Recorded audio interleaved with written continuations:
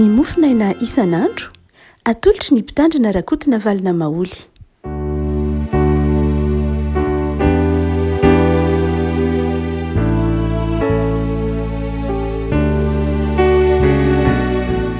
Fanarabantsika revaka malalahatra hatrety sabotsy faharoapolo ny volana jolay ity.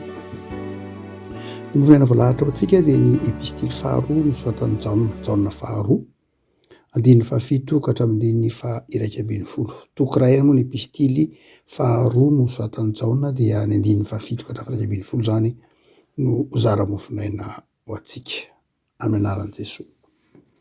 Fa maro ny mpamitaka efa lasany amin'izao tontolo izao. Dia ireny tsy manaiky fa efa tonga tamin'ny nofo Jesosy Kristy. Izy no mpamitaka sy antikristy. Mitandrema ianareo. Fandrao mahavery izay namonoanay tena fa mba handraisinareo valim-pity tanteraka.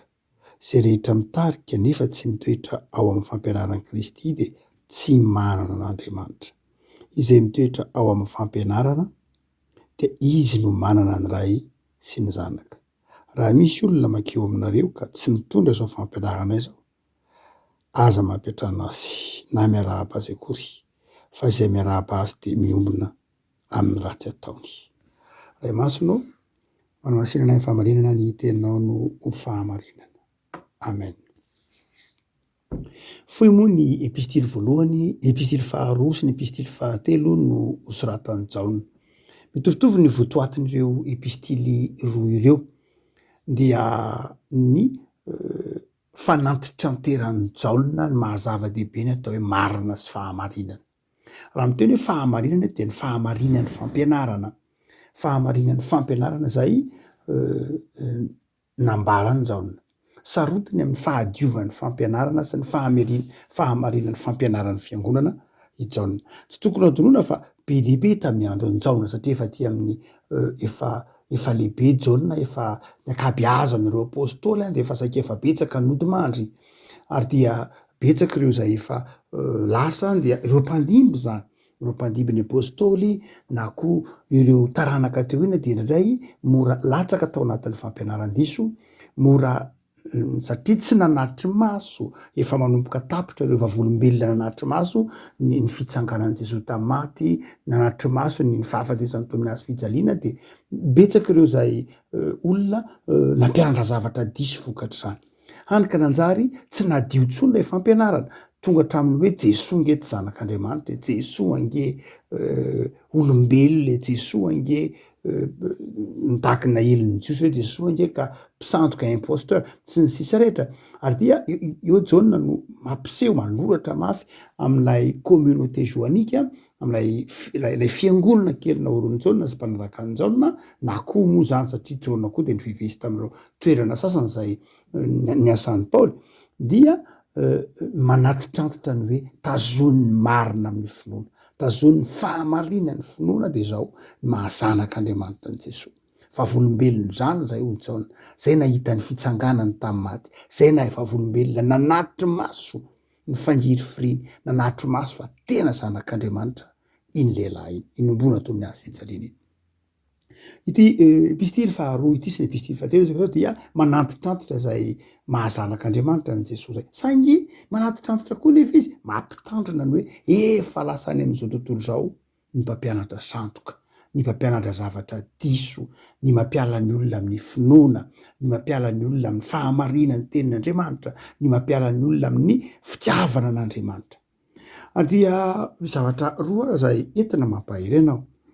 Voalohany dia ny fanontaniana petraka Jaona eto, na ny olana petraka Jaona manao hoe zao no izy tandremy tsara. Fa aza mampiatrano ireny olona izay mampianatra zavatra diso ireny. Reny mpamitaka ireny, reny mandany Jesosy Kristy ireny. Tandremo aza mampiatrano an'ireny akory, na aza miarahaba azy akory, zany hoe ilay miteny hoe miarahaba moa tamin'ny Jiosy dia ny hoe fiadanana ho anao. Aza manonona fiadanana ho an'ireny akory, na fahasoavana ho anao, aza manonona fahasoavana an'ireny akory. Fa izay miarahaba azy zany dia miombona amin'ny ratsy atao. Mampampetra-panontaniana io amin'ny raha mpifandonina amin'ny tenin'ny Jaona. Jaona dia mitory fitiavana ny hoe fitiavana amana, fitiavana ny rahalahy. Raha misy olona Jaona voalohany toko faefatra raha misy olona zay tia ny namany, tia ndralany de tia an'Andriamanitra fa ataony ahoana ny fitian'Andriamanitra nefa ny rahalany ara tsy tiany. Jaona de epistilin'ny fitiavana miresaka ny fitiavana matetika jaona tatsika mijaona tovolana toko fahaefana toko fahatelo ary ny teolôjian'ny jaona moa zay de teolôjian'ny fitiavana fa nahoana ary jaona eto no to entitra tapaka manao hoe aza miarahaban'ireny olona ireny amin'ny jaona de zao tsotra be mazava be ny jaona misy ny ataony jaona hoe rahalahy ndrahalahy de ro mpiara-mivavaka ireo mpino mitovy aminao ireo lay mahasarotiny any jaona lay mpiara-mivavaka lay olona zay efa samy mpino efa samy nandray an' Jesosy samy mpiray fanasarany tompo samy mpiray fiangonana reny le amparany jaona tsy maintsy mifankaty isika rehefa mpiray fiangonana sika rehefa samy mino an' Jesosy tsika rehefa samy nandray famelan-keloka sika tsy maintsy mifankaty itsika ho jaona satria didy zany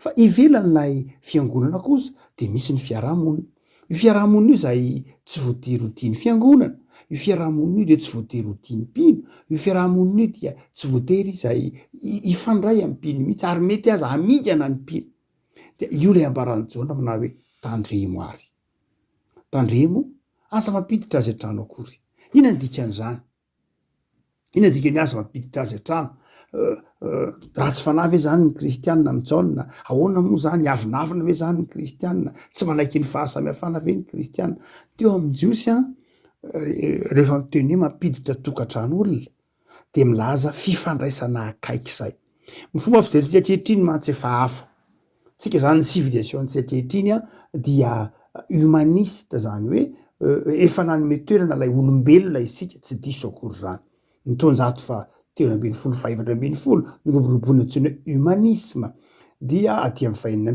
naterahan'ny protestantisme sy ny tahaka izany ary mainka moa famazondrina antsika sao dia efa ny programme am-pampianarana ny fitezana dia nanome toerana ny ataontsika hoe ny olombelona ary rehefa mitentsika hoe humaniste kokoa le société le fiarahamonina dia manome toerana ny olombelona manaja ny olombelona manaja ny hevitry ny olombelona manaja ny fahasamihafan'ny fijery fahasamihafan'ny hevitra fahasamihafan'ny firomana politika fahasamihafan'ny fahalalana ny kolotsaina sy ny sisa zay dia aterak'ilay humanisme toetsaina humaniste amin'ny fiarahamonina ny tsika any ka tsy de mampanina antsika loatra manaiky ny fahasamihafana miresaka mifanakalo hevitra efa nitezaina tamin'izay itsika fa ny tonjato voalohany sy ny tonjato faharoana ny tahaka izany dia tsy ohatrizay ny fomba fijery ny olombelona fomba fijery ny olombelona tsy ohatran'izay fa teo amin'ny jiosy rehefa miara misakafo amin'ny olona anankiray ianao de midika fifandraisana akaiky zay tsy ny jiosy rehetra kory no miara misakafo tsy ny olona rehetra tamin'ny vanim-potoana voalohany miara misakafo amin'ny olona hoe fiaraha-misakafo tsotra fotsiny zao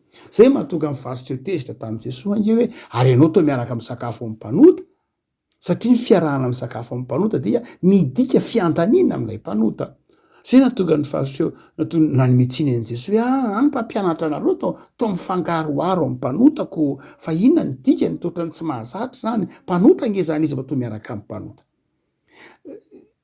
dia eto jaona dia manazava ny hoe tandremo tsara fa raha ohatra ka le fifandraisana zany eo ny tiany jaona ho tandremany mpino ndao dia mifindra lay fampianaran-diso ndreo de sanatria marina loatra fa tsy amin'ny fiaraha-misakafo fa midinidinika ndrandray dia manjary lasa mitarika tsy fahadiovan'ny fampianarana de amin'ny jaona tsy mampanina ny jaona mihitsy hoe aleo tazonina ny fahadiovan'ny fampianarana toy zay mifandray amin'ny olona zay tsy mino ngandary lasa simba ny finoana ndika zany dia zany akory tsy milaza hoe raisina rabaka teny zany hoe manomboko zao dia itsika tsy ifandray amin'ny tsy aramonina amin'ny silamo tsy araban'ny silamo sanatriny zany tsy araban'ny olona tsy apiditra trano ametraka fanontaniana zany isaky ny trano mana hoe na anasa olona na ifandraisan'olona hainao aloha za mino sa tsy mino de tsy mino tsy miditra atao tranonao tsy miditra fianakavianao tsy mifandray aminao za koa tsy mandray tananao tsy ohatra zay loatra satria raha hitarina io de tonga am'izany mihitsy raha olona ataontsika hoe mpandray atendro de andray ametra-pahantany aza ampianarina ry zany ny ankizy aza lefa amin'ny université ohatran'izao aza mividy amin'ny zavatra ohatr'izao aza makany metsena amin'ny olona ohatr'izao sy ny sisa rehetra ary tsy avela hiditra ty mihitsy keo izy tsy avela ka ty amintsika mihitsy de manjary hiteraka fivakisany fiarahamonina mihitsy miteraka fifandonana ny fiarahamonina fa efa nyken'Andriamanitra ny fivoaran'ny fiarahamonina misy atsika arak'izany. De ny dikany io zany de tsy ny hoe ifandroaka korona ifamonina tahak'izany fa ny tiany io de ny hoe aoka ho tandremanao tsara ny olona ifandraisanao. Tandremo ny olona ifandraisanao mba tsy hamindra ny fahadalany, mba tsy hamindra ny finoany. Ny zava-dehibe zany de ny hoe fiazonanao ny finoanao. Tsy le fandroahana olona akory ny zava-dehibe fa le fiazonanao ny fahamarinana ny finoanao. Paoly manazava an'io nge hoe raha mbola azonao atao Romana 12 ataovy zay havananao amin'ny olona rehetra. Ny olona rehetra na tsy mino azy. Saingy zao raha mihavana amin'ny olona rehetra ianao tandremo so ifindran'ny adalany, ifindran'ny tsy finoany, ifindran'ny fitenenany ratsy mihitsy ara satria amin'izao zany olona tsy mino an Jesosy ho zanak'Andriamanitra, tsy mino ny fahatongavan'ny zanak'Andriamanitra ho nofo zany de zao antikristy. Zany hoe olona zay tena todron'ny Jaona mihitsy hoe tsy zanaky ny fiadanana ary tsy azo ifandraisana mihitsy ara. Ary dia Jaona zany eto ny tena mamaky azy de zao ny hiazonantsika ny fahadiovan'ny finoantsika, hiazonantsika ny fahamarinany ny fampianarana. Fa ny faharoa de zao ity olona resahan'ny Jaona ity dia renim-pianakaviana. Renim-pianakaviana. Hoy izy amin'ny 1 izaho olona mamangy any tompoko vavy voafidy sy ny zanany izay tiako amin'ny fahamarinana ary tsy zao ihany fa izay rehetra mahalala ny marina koa. 1. Ny mpivaofy ny epistily nosoratan'i Jaona dia mametra-panontaniana hoe iza moa zany ity vehivavy nanoratany Jaona ity renim-pianakaviana nanoratany Jaona ity dia betsaka ireo mpivaofy no miteny manao hoe Jaona moa zay ny firazantsaraky ny Jaona. Betsaka sariteny dia mibetsaka no miteny hoe famantarana sary ny fiangonana io vehivavy io sy ny zanany. Zany hoe toy ny milaza ny fiangonana io. Ary raha ny fiangonana io dia zay mahatokany hoe fiangonana mitandrina amin'ny fifangaroarona amin'izao tontolo zao. Zay ny dikan'ilay hoe ry fiangonana ho tandremo ny fifangaronao amin'izao tontolo zao. Satria ny fifangaronao amin'izao tontolo zao zay le hoe tandremo sao miarahaba azy, mampiatrano azy. Fa raha fiangonana mifangaroaro amin'izao tontolo zao manaiky manaraka ny fampianaran'izao tontolo zao de zao miombona amin'ny ratsy ataon'izao tontolo zao. No zany dia sary ny fiangonana zany eto ndresahana. Sary ny fiangonana zay mampitandrina ny fiangonana zany Jaona. Hoe tandremo fa izao tontolo zao dia manana zavatra, manana fampianarana hafa mihitsy. Araha zao tonjato ianantsika izao, tonjato varaiky amby roapolo de fatatsika ny karazam-pampianaran'izao tontolo zao. Fantatsika zay antom-pisiny ny fampianaran'izao tontolo tsy mitovy mihitsy, tsy mitovy ny fahendrena. Ny kristianina mino ny famonjena nataon'ny Kristy eto amin'ny sy fijaliana dia manjary miaina amin'ny fitiavana izy, manjary miaina amin'ny fifaliana izy. Izao tontolo zao kosa mandà ny Kristy tsy mpamonjy de zao ny inona ny azy ny zava-dehibe, ny tenany, ny volany, ny voninahiny ary manahirana ny miaramonina amin'izao tontolo zao amin'izany toe-tsainy zany satria izy reny olona reny izao tontolo zao zany de tsy mieritreritra ny hisy fitsarana ny ambadiky ny fahafatesana, tsy mieritreritra ny tsy matahotra an'Andriamanitra, tsy matahotra ny sin'ny fiainana, ny fitsaran'Andriamanitra ny ambadiky ny fahafatesana. De hoy Jaona manao hoe tandremo sao mifangaro amin'izany. Fa raha izany toe-tsainy zany tafiditra anatin'ny fiangonana de hiteraka fahasimbana anatin'ny fiangonana. Rehefa malala zay zava-dehibe anakory zany tsy tokony adinotsika. Fiarovatenany mpino tsirairay hiazonany fahamarinany tenin'Andriamanitra.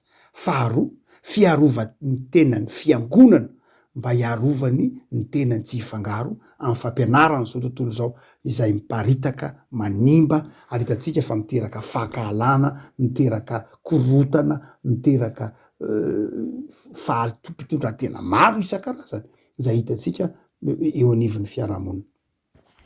Ivavaksika. Tompo misaotra anao noho ny amin'ny soratra masina zay manantitrantitra sy mampitandrina anay mpino mba hiazonanay ny fahamarinan'ny fampianaranao. Dia ny fahamarinan'ny fampianarana ny mahazanak'Andriamanitra anao, maha Andriamanitra tonga olona anao.